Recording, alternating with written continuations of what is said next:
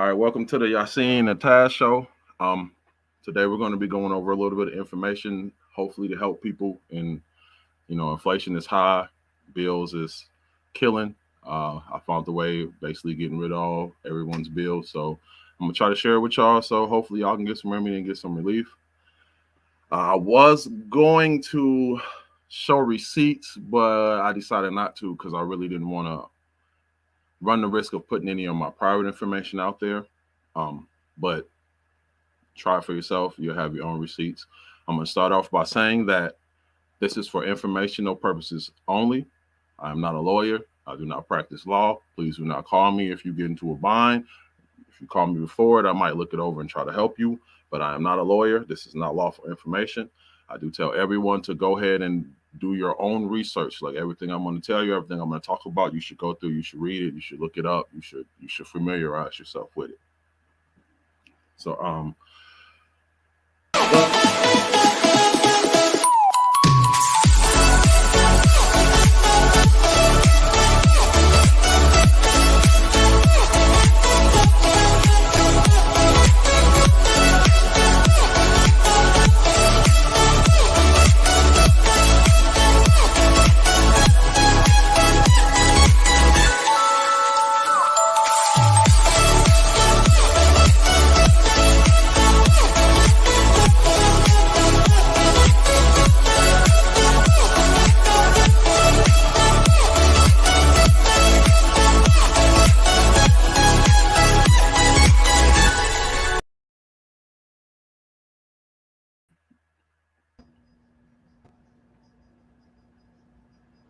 Peace, love, and salutations to the family. We're here one more again. This time, if you remember the last time, at least for me, I'm gonna speak for self. I can't speak for nobody else. The brother blew my mind. So today, I brought my pen. I brought my paper. I'm gonna be taking notes. I suggest you do so. I appreciate the brother for joining us once again. And as always, we have the Empress, the goddess herself, Yahsinni in the house. So we're gonna start off with ladies first. And sis, can you tell the people who you are, where they can find you at? Absolutely. I am Yahsinni of Yahsinni in the House, my YouTube channel, my main YouTube channel. My backup YouTube channel is Yahsinni University. I also have an online jewelry store called Yahsinni University LLC, where you can find my jewelry online store called Simply Stoned. And you can also find Tazz Studio Productions and all the work that he does, including sell health items, t-shirts, books, and a lot of stuff on there, games, and go check it out, YahsiniUniversity.com. Peace. Facebook, Denise Grant. Appreciate that, sis. Appreciate you so much. We're gonna go in deep with this subject today. We are going today with how to free yourself from legal tyranny, the UCC connection. Now, as the brother has already stated, let me just make sure that for those that didn't hear, for those that are hard of hearing or like to make up shit afterwards, let me throw a little disclaimer out there for y'all, okay? So, the material and information that this is not a PowerPoint, but it's going to be some PowerPoint information brought up, all right? So, contained in this PowerPoint is general information purposes only. You should not rely upon the material or information about to be presented as a basis for making any business, legal, or any other decision. The Tazz Show and its affiliates are not, I repeat, we are not legal advisors or consultants. Also, please make consultation with a certified legal advisor, like a lawyer, for future advice. All contents, including tips and suggestions, is entirely based on research and data available on the internet. As the brother Shawn is going to be able to show today, that this is something that is out there for everybody to find, all right? So it is advised not to construe it as professional legal advice and consult a lawyer before making any financial decisions. We appreciate y'all for being here. We love y'all. We know that you guys stay true to being around when we want you guys. So we appreciate you guys being here. Um, with that said, let me take the disclaimer off. We're gonna come back here. And brother, thank you for gracing us once again with your presence. How have you been? What has changed throughout the last couple of months? I think it's been about a month and a half, right? Yeah, About it's been a couple months. A lot of clarification on some of the false information that's going around. Like it's a lot of information out there, and just really just getting receipts.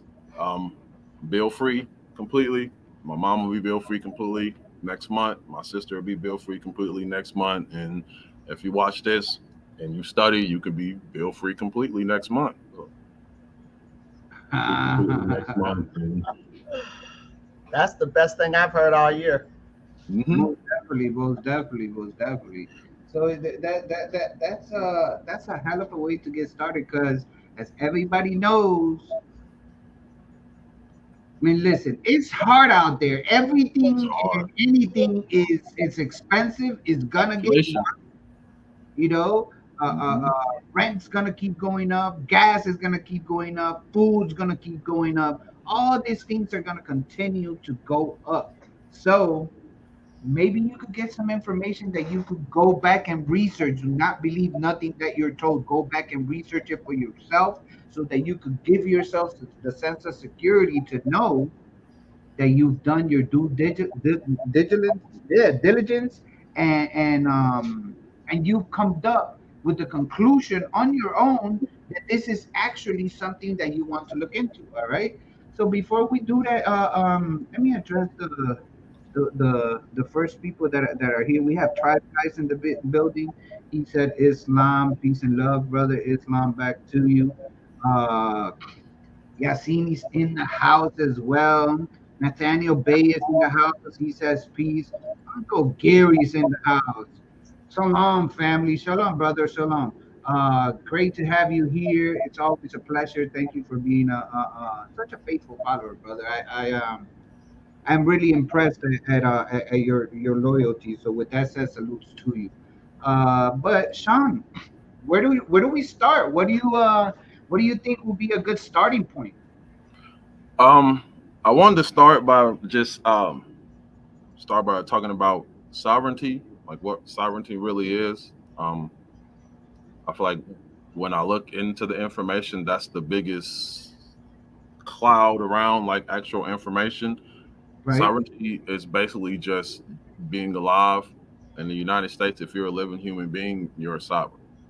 That's pretty much. Um, Shifting into public and private, the only thing that's different, private is any living human being. Anything that you do, you're doing it privately. Public is anything involving a corporation. So anything that you do corporate rise, that's public. Um, you don't have to pick which one. You know what I'm saying? You are giving the ability to work in the public and the private from birth with your first business, your first legal entity, your first legal business, which is your straw man. Um, the straw man is private because it's owned by a private person, but it was given to you to be able to conduct commerce with other businesses and other corporations. Most people learn business, they don't really learn commerce. A lot of the stuff that I'm going to talk about, you can do with any business. It's meant to be done with business. The Uniform Commercial Code is where we're going to be getting the majority of this from. The Uniform Commercial Code is everywhere. It's in China, it's in Russia, it's anywhere where people use commercial money or paper money. The Uniform Commercial Code governs how they move and what they do. Um, Go ahead, Ted. You got a question? Yeah, quick question, because just to add value, now that you've mentioned the fact that it's everywhere, so that means that when we go to per se Brazil, if we go to China, if we go to Europe, What would you call them, laws or Yeah, it's the same money system. It's the Uniform Commercial Code. Just it governs commercial commerce. So okay, anywhere there's commercial commerce, that's the law governing. okay, So anywhere you go in the world that has paper money is governed by the Uniform Commercial Code.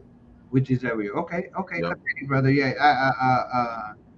I wanted to make that clear for the For family. We everybody. have PNF in the building. Peace and love to the God. Thank you for joining us, brother. But go ahead, So brother. um when dealing with businesses and corporations, you don't want to tell them the federal code. You want to tell them your state code. Each state has adapted their own version of the Uniform Commercial Code.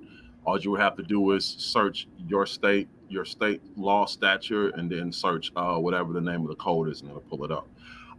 The code I'm going to be using today is going to be the Tennessee code because I'm in Tennessee, so you'll be able to see some of the Tennessee statutes. It's universal, so it's everywhere, anyways. But um, okay, so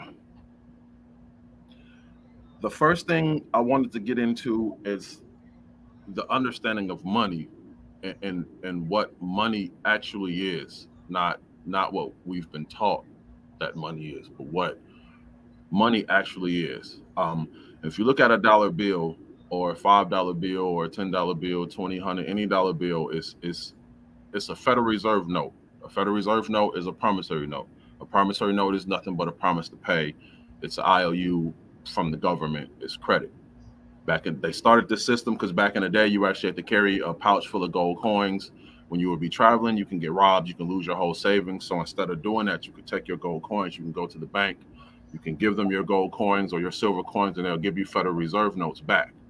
And then you can travel with these Federal Reserve notes. You can spend these Federal Reserve notes, and then whoever has the Federal Reserve notes, they can write it over, they can assign it, or you can give it to someone else, and then they can spend it just like cash. So now that we kind of have an understanding of where the money system that we are today, I want you to kind of I don't know if you ever heard of negotiable instruments, but negotiable instruments are money, and money is negotiable instruments. They're the same thing. Money is paper given value by a living, breathing person. The Federal Reserve doesn't have to sign it because they have the Federal Reserve wrote across it. That's a signature. Whenever you get your bill and it says Federal Reserve note across the top, that's the signature of the Federal Reserve. That's their signature. So that's why this money can be assigned to different people. I can give you $5. You already know what to do with it. You already know how to conduct yourself with this $5. So now that we have a understanding of the money, what are negotiable instruments? Negotiable instruments are checks, they're money orders, promissory notes, their leases, their mortgages, their any package of paper that has an amount written on the face of it that you have to sign and endorse. That's a negotiable instrument. It's value. It's the same as money. It's the same as cash. It's value. So, all right. Let me share my. Can I share my screen real quick, Tazz?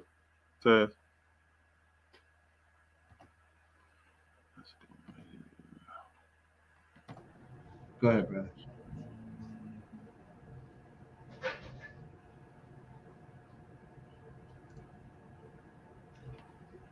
Can everybody see that? Can you see it good? Do I need to blow it up or anything? No, you can see it. We good. All right. So Yeah. this is the Tennessee Code govern commercial instruments. This is pretty much everything. It tells you everything to do with commerce. It walks you through step by step. It walks you through everything. So we're going to start with negotiable instruments. You see that little bar at the bottom where it says hide. Click that hide button so that thing gets out of the way. See. Yeah, there we go. Cool. Perfect. Definitions. I do advise you to go through and read some of these so you can find out what negotiable instruments actually are. What an order is, this tells you what an order is, tells you what a party is, tells you what a promise. Promise means a written undertaking to pay money signed by a person undertaking the payment. Yeah, you should make that one a little bigger, brothers, just so the people could see the letters. Uh, It's Control Plus. There we go. that better? Yeah, much better. Yeah, perfect, perfect. My apologies. All right. What am I looking for? Remitter means a person who purchases an instrument from its issuer if the instrument is payable to an identified person other than the purchaser. That's how you're going to be taking care of your debt through a remittance payment. I'm going to go more into that here in a second. I just wanted to show you a couple of the definitions so you can see. Definitely go check that out.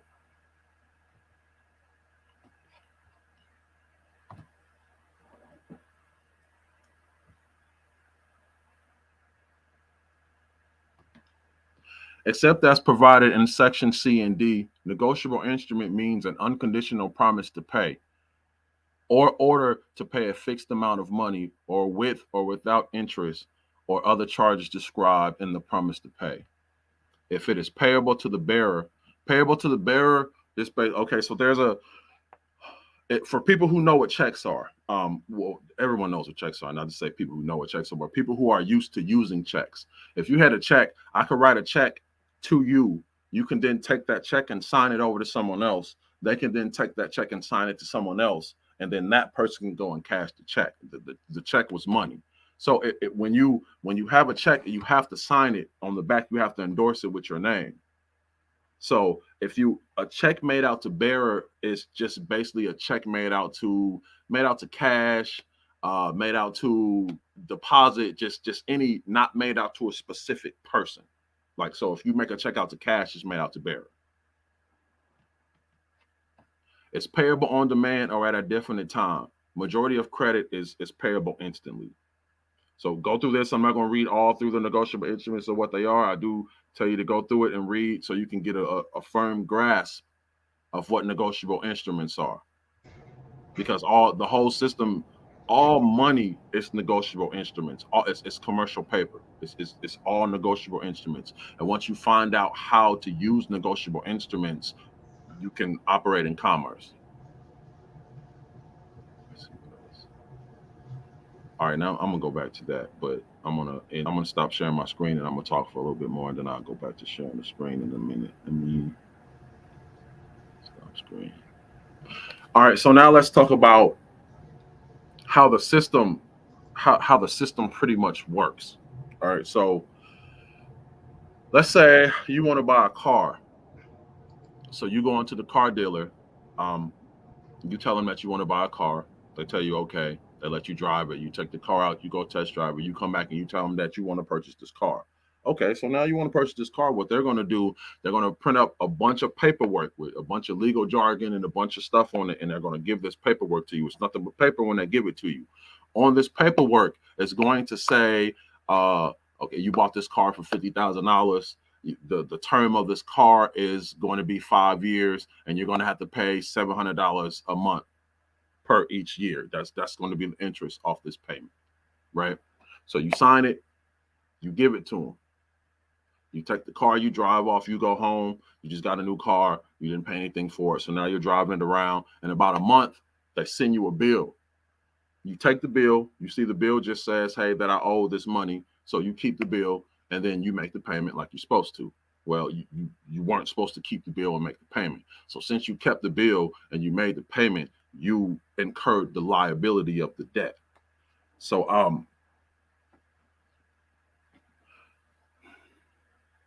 contract law. No other law governs what's inside a contract but a contract. And inside a contract, there's obligations. The obligation there's an obligation of a buyer and there's an obligation of a seller.